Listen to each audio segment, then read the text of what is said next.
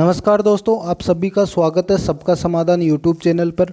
साथियों, आज के इस वीडियो में हम बात करेंगे रीट 2022 को लेकर। और रीट 2022 की जो है बहुत ज़्यादा डिमांड चल रही है। रीट 2022 के कई सारे स्टूडेंट्स जो है तैयारी के लिए लगे हुए हैं। थंबनेल में आपने देख लिया होगा कि वीडियो किसके रिगार्डिंग होगा। तो वीडियो रीट 2022 की जो पात्रता परीक्षा है उसके रिगार्डिंग होने वाला है। सबसे ज़्यादा क्वेश्चन है कि सर अभी तो टाइम कम बच रहा है। टाइम कितना बच रहा है? कम बच रहा है क्योंकि 16 अप्रैल हो चुकी है और 23 तारीख को हमारी परीक्षा है, 23 और 24 जुलाई। अभी मैं इसमें बात करने वाला हूँ लेवल 1 और लेवल 2 दोनों के लिए। लेवल 1 और लेवल 2 दोनों के लिए बात करने वाला हूँ। देखो, सभी स्टूडेंट्स को मैं बता दूँ, पात्रता परीक्षा 90 नंबर आपको लेके आने हैं। इससे ज़्यादा एक नंबर भी आपको लाने की ज़रूरत नहीं है। लेके आओ, अच्छी बात है, लेकिन ज़रूरत नहीं है कि आपका सिलेक्शन अगर आप 90 से ज़्यादा नहीं लाओगे तो नहीं होगा। ऐसा कुछ नहीं है। आपको पात्रता परीक्षा क्वालिफाई करनी है, चाहे लेवल 1 हो चाहे लेवल 2 हो। ठीक है। अब इसको क्वालिफाई करने का एक अच्छा तरीका है, क्योंकि 90 नंबर भी लाना आसान नहीं है। आप सभी को मैं बता दूं, 90 नंबर भी लाना आसान नहीं है। ये भी बहुत मुश्किल कड़ी है, बहुत मुश्किल जो है दौर है। तो इतना मत समझिए कि क्वालिफाई करना है तो हो जाएगा, नहीं होगा। आपको क्या करना है, एक रणनीति बनानी है, एक स्मार्ट वर्क का काम करना है। तो ये सभी आपको मैं इस पर बताना चाहता हूँ। तो अभी इस पर आप देख लीजिए कि किस प्रकार से आप जो है रीट की तैयारी करोगे। पात्रता परीक्षा को आप 3 महीने के अंदर किस प्रकार पास कर सकते हो, इसके ऊपर हम बात करेंगे। देखो, सबसे पहले आप सभी सिलेबस को समझो। आपके जो हैं लेवल 1 और लेवल 2 के लिए 3 सब्जेक्ट कॉमन हैं। लेवल 1 और लेवल 2 दोनों के लिए कितनी सब्जेक्ट कॉमन है? 3 सब्जेक्ट है। इसमें एक तो आ जाती है साइकोलॉजी। ठीक है, ये साइको जो है लेवल 1 और लेवल 2 दोनों में कॉमन है। थोड़ा सा जो है लेवल 2 में स्टैंडर्ड प्रश्नों को पूछने का तरीका बदल जाता है, थोड़ा सा ऊपर डीपली पूछने की कोशिश की जाती है। वहीं लेवल 1 में थोड़ा कठिनाई का स्तर कम किया जाता है। तो साइकोलॉजी जो है लेवल 1 में और लेवल 2 दोनों में है। इसके अलावा लैंग्वेज फर्स्ट में आप कोई सी भी लैंग्वेज ले सकते हो। वहीं लैंग्वेज सेकंड में भी आप कोई सी भी लैंग्वेज ले सकते हो। लेकिन इसमें क्या है, जो लैंग्वेज आपने फर्स्ट में ले ली वो आप सेकंड में नहीं ले सकते, या जो आपने सेकंड में ले ली वो आप फर्स्ट में नहीं ले सकते। दोनों में अलग अलग लैंग्वेज लेनी होगी आपको। तो इस चीज़ का विशेष ध्यान रखना। ये 3 सब्जेक्ट जो हैं, तीनों के पात्रता परीक्षा में नंबर है 3, 30, 3030 और 3030। मतलब ये 90 नंबर का मैटर है लेवल 1 और लेवल 2 दोनों में। मैं ये नहीं कहता कि सिर्फ यही पढ़ना है, क्योंकि ज़रूरी नहीं है आप इसमें 30 ले आओ, इसमें ले आओ, इसमें ले आओ। इसलिए पढ़ना आपको सारी विषय है, 150 नंबर की ही तैयारी करनी है। क्योंकि कब क्या किस मोड पर आपको परेशानी हो जाए, तो ये चीज़ें आप मत सोचिए। क्योंकि कई बार जो होता है, मैंने भी पहले काफ़ी एग्ज़ाम दिए थे और रीट का भी दिया था एक बारी। तो उसमें क्या हुआ कि देखो, मैं साइकोलॉजी की मेरी तैयारी ठीक नहीं थी, लेकिन फिर भी नॉर्मल थी। उस टाइम पर मैंने क्या सोचा था कि लगभग मैं ये मान के चलो कि 15 नंबर साइकोलॉजी में सोच के गया था। और जो एनवायरनमेंट था, मैंने पहले लेवल 1 की दी थी, उसकी बता रहा हूँ। एनवायरनमेंट जो था उसकी मैंने लगभग ये मान के चलिए कि 15 नंबर की इसकी सोच के गया था। बाकी अदर जो सब्जेक्ट्स थी, लैंग्वेज वाली और जो पर्सनल में, इसके अलावा जैसे मैथ्स थी, तो उसमें मैंने पूरे में से पूरे नंबर लाने की सोच के गया था। यहाँ पर क्या हुआ कि साइकोलॉजी के अच्छे नंबर लाने की सोच रहा था, और एनवायरनमेंट के नंबर में थोड़े से 15 नंबर ठीक है कि इतने आ जाएंगे तो बहुत है पात्रता पास करने के लिए। उसमें क्या हुआ कि 15 नंबर तो जो है साइकोलॉजी की मैं सोच के गया था, यहाँ पर नंबर 15 नहीं बैठे, यहाँ पर नंबर 12 ही बैठे। मतलब 3 नंबर कम हो गए। लेकिन यहाँ पर 15 नहीं, यहाँ पर नंबर 18 बैठे। तो ये दोनों की मैं 30 सोच के गया था, 30 तो बैठा है। लेकिन इसमें जब मेरी सोच से कम निकला और इसमें सोच से ज़्यादा निकला, तो कई बार ऐसा हो जाता है परीक्षा में। क्या हो जाता है कि आप सभी को ये मान लो कि कई बार जो है आप जो सोच के जाते हो कि मैं मैथ में पूरे में से पूरे नंबर लाऊंगा, तो आपके हो सकता है मैथ में पूरे में से पूरे नहीं आए, 28 नंबर आए या 27 आए, लेकिन आप जहां 27-28 की जिस सब्जेक्ट की सोच के चल रहे हो सकता है उसमें पूरे आ जाए, तो ऐसा पॉसिबल है। तो इसलिए मैं ये कहता हूँ कि सभी सब्जेक्टों को पढ़ना चाहिए, किसी भी एक सब्जेक्ट को छोड़ना नहीं है।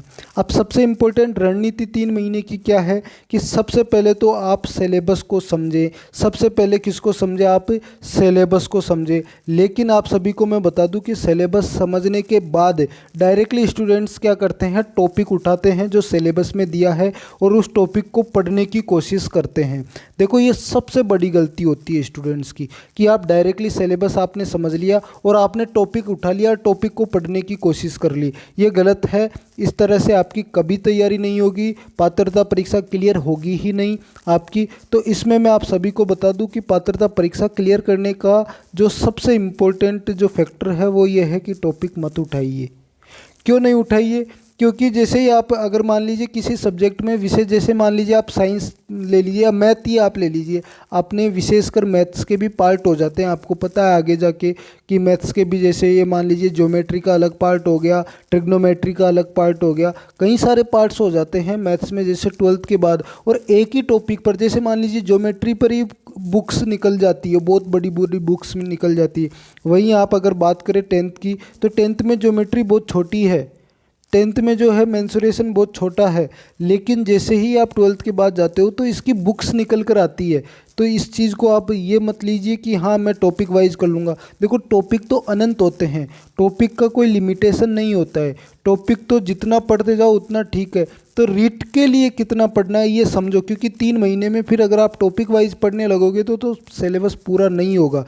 तो आपको क्या करना है, आपको सबसे पहले उठाना है पेपर। पात्रता परीक्षा के जितने भी पेपर हुए हैं वो सभी लेकर आइए। सबसे पहले सिलेबस बाद में उठाना, पहले पेपर ले आना आप, ये मैं आपको कह रहा हूँ। और पेपर में प्रत्येक क्वेश्चन को, जितने भी पिछले पेपर हुए हैं उन क्वेश्चंस को आप अलग से उतारिए। मान लीजिए जैसे आपने मैथ्स का पार्ट उठाया पेपर में, ठीक है, अब मैथ्स का पहला क्वेश्चन किस टॉपिक से आया है और कितना स्टैंडर्ड पूछने का है, ठीक है, ये देखिए। ठीक है, अब सभी पेपर्स में से पहला क्वेश्चन छांटिए और वो टॉपिक को कॉमन कीजिए। मतलब कि जैसे मान लीजिए नंबर सिस्टम का पहला क्वेश्चन आया, पहला क्वेश्चन मान लीजिए नंबर सिस्टम का आया। अब नंबर सिस्टम में आप उसके स्टैंडर्ड को देखो, 5 पेपर आपने पीछे उठाए, पांचों पेपर के 5 क्वेश्चन आपने पहले क्वेश्चन के नंबर सिस्टम के 5 क्वेश्चन उठा लिए लास्ट के, ठीक है। अभी आप उनमें क्या देखो कि उनका स्टैंडर्ड देखो कि किस स्टैंडर्ड से ये पूछा गया है। तो जिस स्टैंडर्ड से पूछा गया आप उस स्टैंडर्ड के किसी भी बुक से, जरूरी नहीं है ये बुक आप लेकर आओ, किसी भी बुक से उस स्टैंडर्ड के क्वेश्चन आप छांट सकते हो। तो ये किसी भी बुक से अगर आप छाटोगे, किसी भी बुक से, बुक्स इसमें कोई मायने नहीं रखती, मायने रखता है आपका पेपर।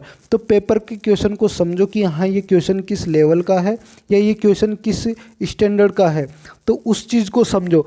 और इससे सबसे ज़्यादा इम्पोर्टेंट बात ये है इसमें कि आपको इस चैनल पर टेस्ट सीरीज मिलेगी, टेस्ट सीरीज जो बिल्कुल जो पिछले पेपर हुए हैं उनके अकॉर्डिंग आपको मिलेगी। तो उनको भी आप सॉल्व कर सकते हो और समझ सकते हो कि किस प्रकार का प्रश्न पूछा जा रहा है, और वही टॉपिक में उस टाइप के उसी स्टैंडर्ड के क्वेश्चंस आप प्रैक्टिस करो।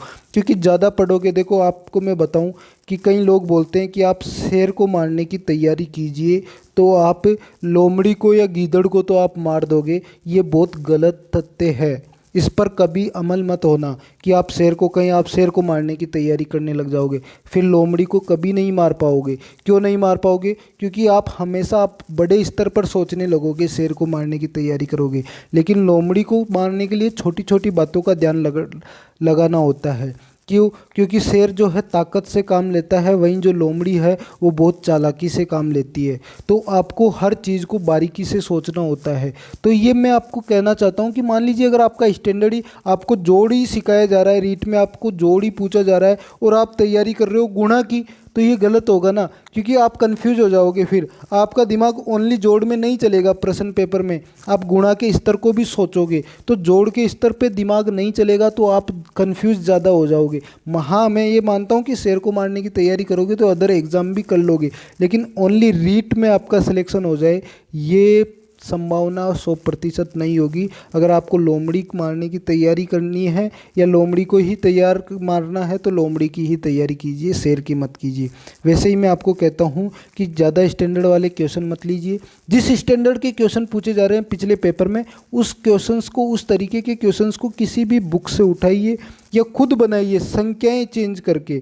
आप सोचिए कि आपको ये मान लीजिए पेपर बनाने की जॉब मिल जाए तो आप किस प्रकार का पेपर बनाओगे पिछले वाले पेपर के लेवल के अकॉर्डिंग। तो ये खुद पेपर बनाने की कोशिश कीजिए। और अगर आपसे नहीं बनने में आ रहा है तो इस चैनल को आप सब्सक्राइब कर लीजिए, यहाँ पर हम पेपर आपको दे देंगे, तो इस पर आप बिल्कुल अमल रहना।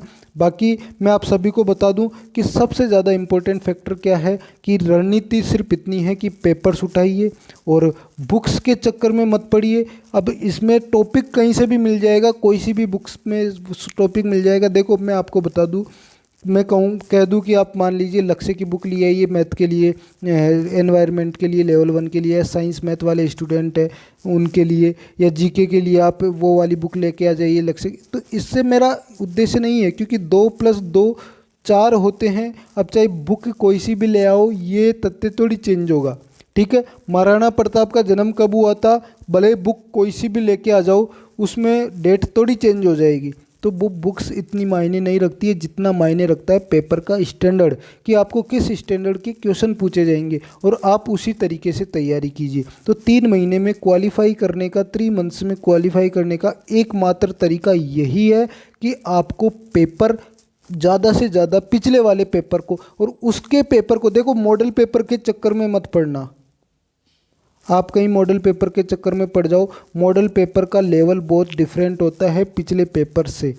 ठीक है, जो टॉपिक में जिस प्रकार से मैं बता दूं, जैसे ये मान लीजिए अभी हिंदी में जो है, हिंदी में समास पूछने का तरीका होता है कि वो सिर्फ नाम पूछता है कि इसमें कौन सा समास है। लेकिन वहीं संस्कृत में मान लीजिए कि आपको जो है नाम के साथ साथ समास का विच्छेद भी करवाता है। ठीक है, लेकिन इसमें आप ये देख लीजिए हिंदी में अगर आपको जो मॉडल पेपर है उसमें विच्छेद भी करवा रहा है, जबकि पिछले कितने भी पेपर उठा के देख लीजिए हिंदी वाले समास में सिर्फ नाम पूछता है। तो ये चीज़ इम्पोर्टेंट है। अगर आपको हिंदी में समास का नाम पूछ रहा है तो आप नाम की ही तैयारी कीजिए, विच्छेद की मत कीजिए, क्योंकि कन्फ्यूज ज़्यादा होगे। इस चीज़ को आप समझ के चलो। बाकी मिलते हैं अगले वीडियो में।